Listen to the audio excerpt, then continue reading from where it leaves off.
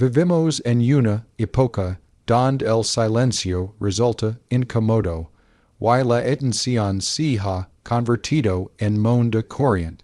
Cada segundo, millones de personas en todo el mundo abren sus teléfonos no solo para comunicarse, sino para ser vistas, validadas y consumidas.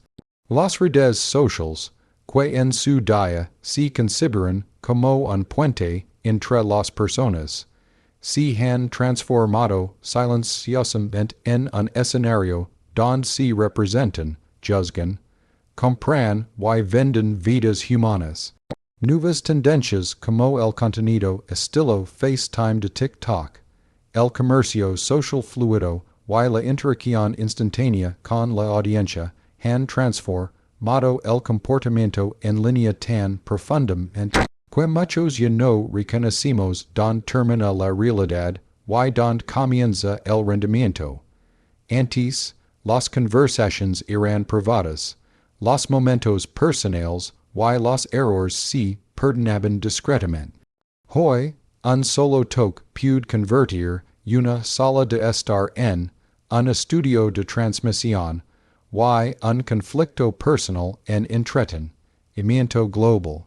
Las interacciones en vivo al estilo FaceTime en TikTok y plataformas similares crean una ilusión de cercanía, pero exponen a las personas más que nunca.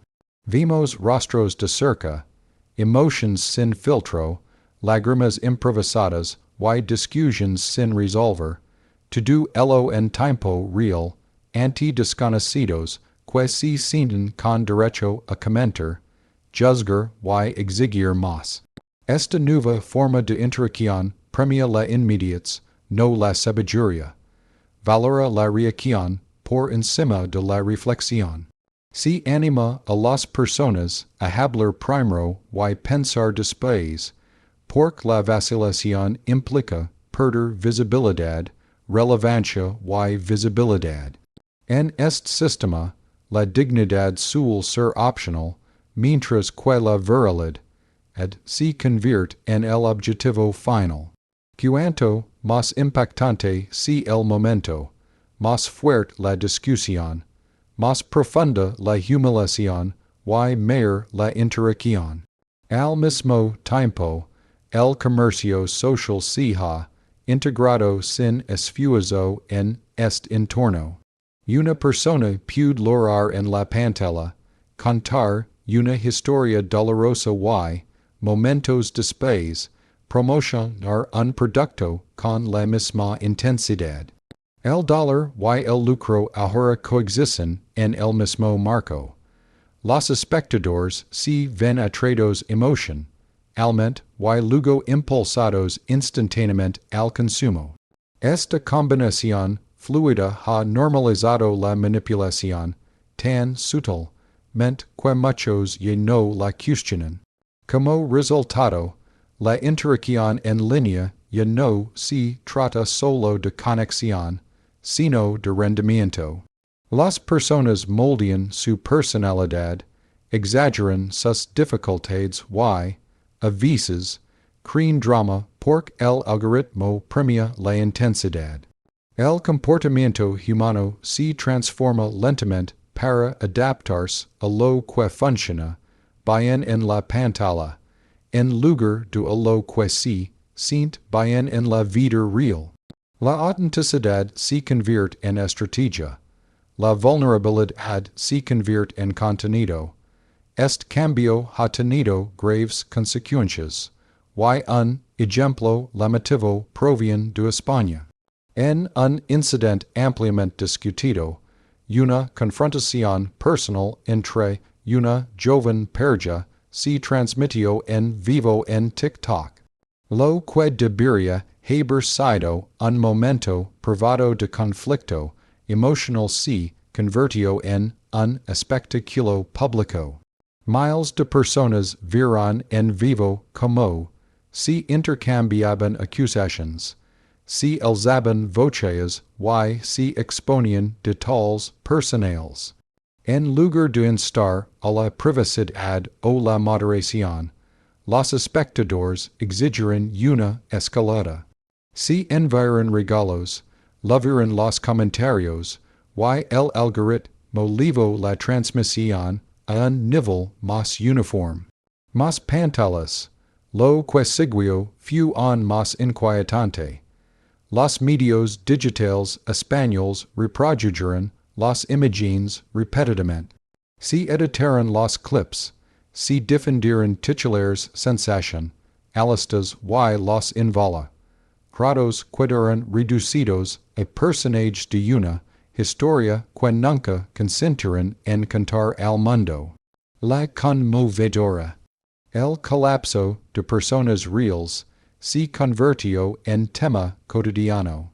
Este incidente reveló no solo el poder de los medios, sino también la desvergüenza que surge cuando la ética pierde la batalla contra el compromiso. Lo más alarmante fue lo normal que persia. No hubo una pausa colectiva, ni indignación generalizada, ni un cuestionamiento serio de los límites. En cambio, hubo aceptación. Esta normalización señala un peligroso cambio de valores. Cuando la humiliación se convierte en entretenimiento y la privacidad en algo optional, la sociedad empieza a perder la empatia. El contenido tipo face time intensifica este problema porque crea una falsa intimidad. Los espectadores se sienten involucrados personalmente, como si tuvieran derecho a interferir, aconsejar, criticar o burlarse. La pantalla elimina la responsabilidad. La gente dice cosas que nunca diría cara a cara. La crueldad se vuelve superficial. El juicio instantáneo. Los jóvenes son especialmente vulnerables a este entorno. Al crecer rodeados de estas tendencias, muchos empiezan a creer que su valor se mide por su visibilidad. Si no son vistos, se sienten invisibles. Si no participan, se sienten irrelevantes. El silencio se confunde con el fracaso. La privacidad es vista como una debilidad. El comercio social refusa aún más esta mentalidad. Los influencers se convierten en modelos a seguir no por su integridad o habilidad, sino por su atención y ingresos. El éxito se define por los clics, no por el carácter. Esto, silenciosamente, redefine la ambición, enseñando a una generación que el impacto importa menos que la influencia. Sin embargo, la responsabilidad no recae solo en las plataformas, recae en nosotros. Con cada vista que damos, cada clip que compartimos, cada momento que consumimos sin cuestionarnos, nos convertimos en parte del sistema. Entrenamos el algoritmo, decidimos que merece atención. La tecnología en sí no es inmoral, es neutral. Pero la forma en que la usamos refleja en quienes nos estamos convirtiendo. El incidente español no debería recordarse como un chisme, sino como una advertencia. Una advertencia de que cuando los medios pierden la vergüenza, la humanidad paga el precio. Debemos aprender a moderar nuestras reacciones, a cuestionar lo que consumimos y a recordar que detrás de cada pantalla hay un ser humano, no un personaje. La interacción en línea puede seguir siendo significativa, creativa y poderosa, pero solo si se guía por la responsabilidad. Si seguimos buscando la virilidad sin valores, corremos el riesgo de crear un mundo donde todo es visible, pero nada es sagrado. Donde todos están conectados, pero profundamente solos. Donde existe la interacción, pero la empatia desaparece. El futuro de la interacción digital no lo escriben solo los algoritmos. Lo escriben nuestras decisions.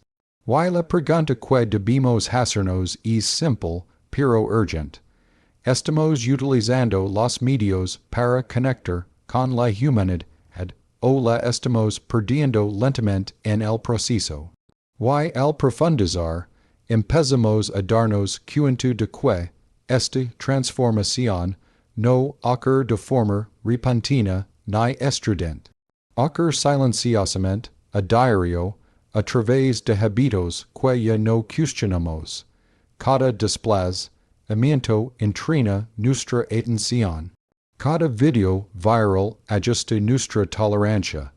Lo que antes nos impactaba ahora apenas nos conmueve. Lo que antes parecía incorrecto ahora parece normal. Así es como cambia la cultura, no mediante leyes ni anuncios, sino mediante la repetición. La interacción al estilo FaceTime, que promueven plataformas como TikTok, ha convertido la vida real en un teatro en tiempo real. No hay pausa para las emociones, ni espacio para la reparación, ni espacio para la reflexión. Todo debe ser inmediato. Todo debe ser visible. Y cuando la vida se vive bajo observación constante, las personas empiezan a comportarse de forma diferente. Dejan de preguntarse, ¿es esto correcto? Y empiezan a preguntarse, ¿funcionará esto? Esta presión por actuar no desaparece cuando la cámara se apaga. Sigue a las personas en su vida privada. Los momentos se evalúan no por su significado, sino por lo compartibles que podrían ser. Las experiencias se viven pensando en el público. Incluso el silencio resulta incómodo porque no produce contenido. El comercio social intensifica este ciclo al vincular la recompensa financiera con la exposición emocional. Cuanto más personal sea la historia, más sólida será la venta. Cuanto más dramático sea el momento, mayor será la conversión. Esto crea una peligrosa estructura de incentivos, donde el dólar ya no es algo que sanar, sino algo que exhibir. El sufrimiento se convierte en estrategia. En España, tras la propagación del incidente viral, los expertos advirtieron que la sociedad estaba entrando en una era en la que la vergüenza había perdido su función social. Antes, la vergüenza perdía los límites. Nos recordaba que debía permanecer privado, que debía tratarse con cuidado. Pero cuando los medios premian la exposición y la humiliación, la vergüenza es reemplazada por el aplauso. Y el aplauso, a diferencia de la vergüenza, no tiene brújula moral. Esta erosión de los límites no solo afecta a quienes se viralizan. Afecta a todos los que los ven. Los espectadores se desensibilizan poco a poco. Empiezan a consumir crisis humanas reales con la misma distancia emocional que el drama de ficción. La empatía se debilita. La compasión se vuelve condicional.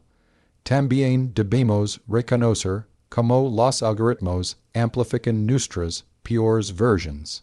No se preguntan si el contenido es ético, solo si es atractivo. La ira se propaga más rápido que la comprensión.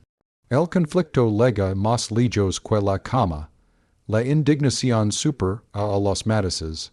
Y así, el entorno digital fomenta silenciosamente la división, la exageración y el espectáculo. Los jóvenes que crecen en este entorno aprenden lecciones importantes sin que nadie se las enseñe directamente. Aprenden que la atención es sinónimo de éxito. Aprenden que ser ruidoso es más importante que ser considerado.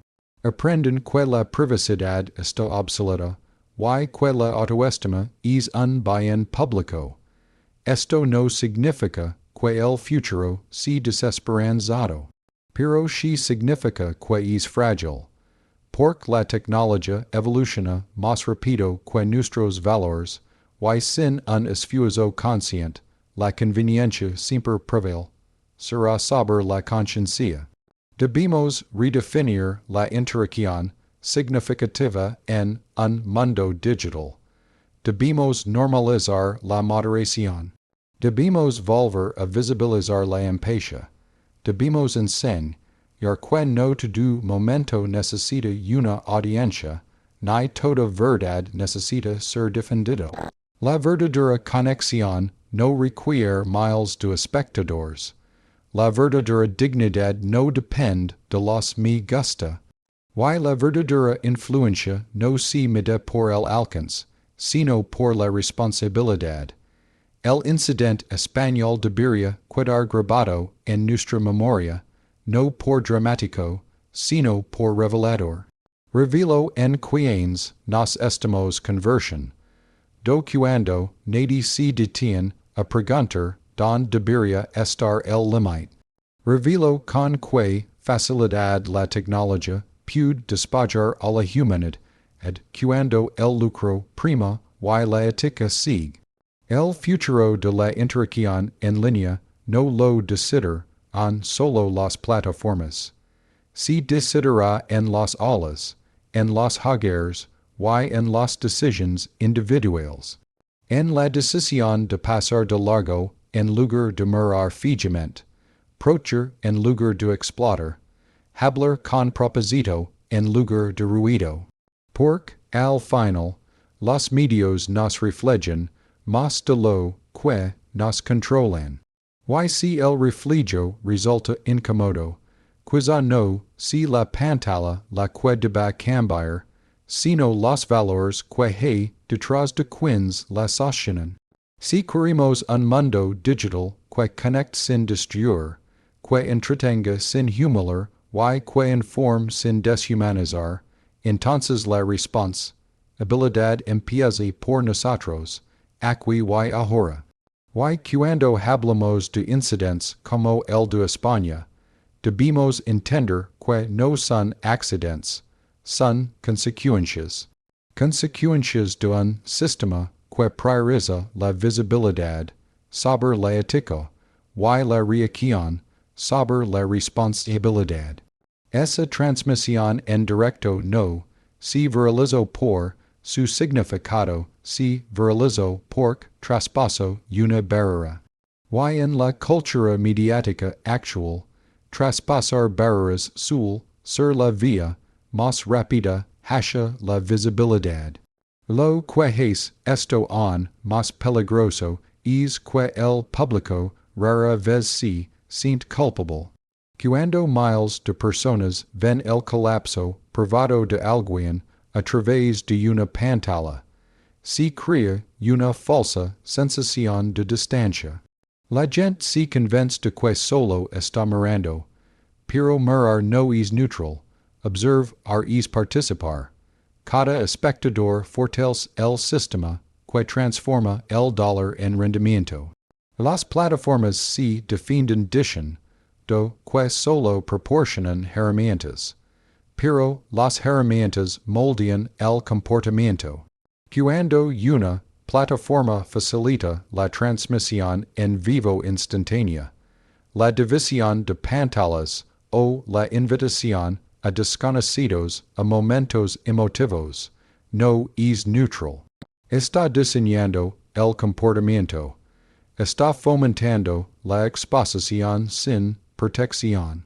En España, tras la difusión del incidente, se comenzó a debatir si la sociedad había confundido la libertad de expresión con la libertad de responsabilidad. Hablar abiertamente no es lo mismo que ser explotado públicamente.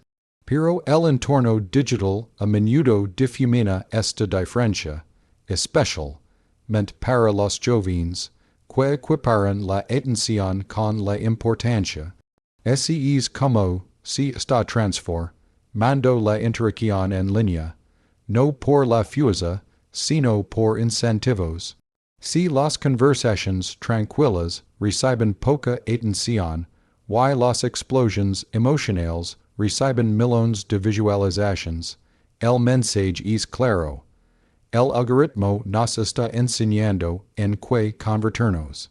También debemos reconocer el papel del comercio social en la normalización de este comportamiento.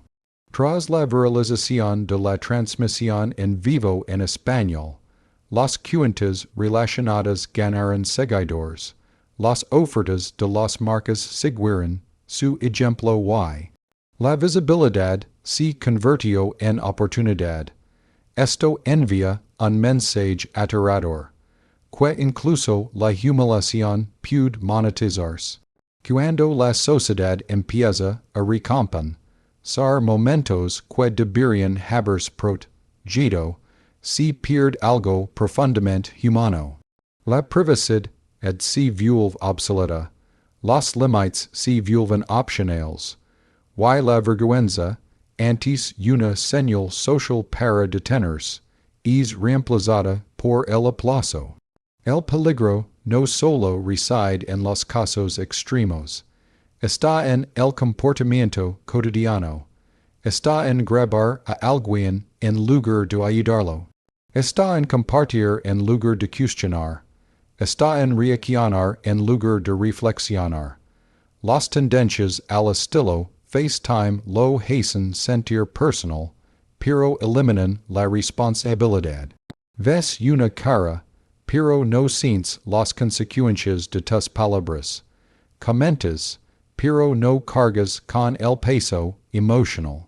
Esta desconexión permite que la crueldad crezca con comodidad. A menudo celebramos la tecnología por conectar el mundo, pero rara vez nos preguntamos qué tipo de conexión estamos construyendo. Una conexión sin empatía no es progreso. Una conexión sin dignidad no es progreso. El incidente de España no es solo un problema español. Es un espejo que nos muestra a dónde nos lleva este camino si nada cambia. Una sociedad donde todo es visible, pero nada se respeta. Donde todos son escuchados, pero nadie está protegido. La solución no es la censura, la solución es la conciencia. Es la alfabetización mediática. Es enseñar a la gente, especialmente a los jóvenes, que no todo tiene que compartirse, ni todo lo que se puede monetizar.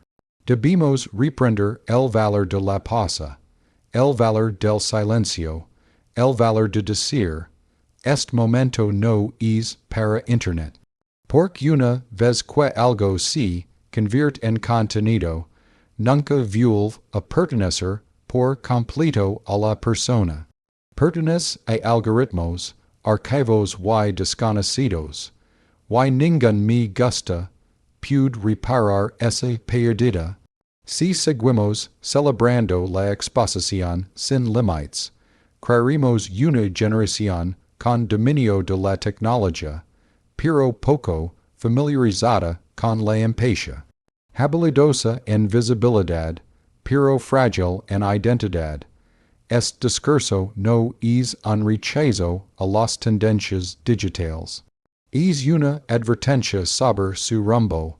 La tecnología debe servir a la humanidad, no consumirla. La interacción debe fomentar la comprensión, no el entretenimiento a costa de otros. El futuro de la interacción en línea se definirá por los límites que decidamos defender hoy.